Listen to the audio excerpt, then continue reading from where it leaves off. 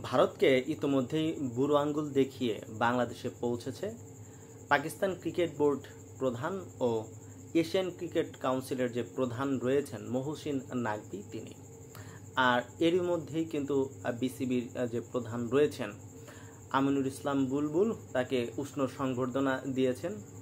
আর আরেকটা বিষয় আপনাদেরকে জানিয়ে রাখতে চাই যে বর্তমান যে রাজনৈতিক পরিস্থিতি রয়েছে ভারত, বাংলাদেশ এবং পাকিস্তান, সেই রাজনৈতিক প্রেক্ষাপটে ইতিমধ্যেই কিন্তু ভারত বয়কটের ঘোষণা দিয়েছে এই এজিএমটি। আর সাথে তারা নিয়েছে শ্রীলঙ্কা এবং আফগানিস্তানকে, কেননা তিনটি দেশ যদি একত্রে না হয় সেই এজিএমটি কিন্তু বাতিল করতে পারে না। সেই ক্ষেত্রে তারা তিনটি দেশ একত্রিত হয়েছে, অন্যদিকে রয়েছে কিন্তু বাংলাদেশ এবং পাকিস্তান। তাই সেই ক্ষেত্রে বিসিবি এবং পিসিবি ইতোমধ্যেই আফগানিস্তানের সাথে কথা চালিয়ে যাচ্ছে। ইতোমধ্যেই আফগানিস্তান কিন্তু মৌখিক যে সম্মতি সেই সম্মতিটা দিয়ে দিয়েছে।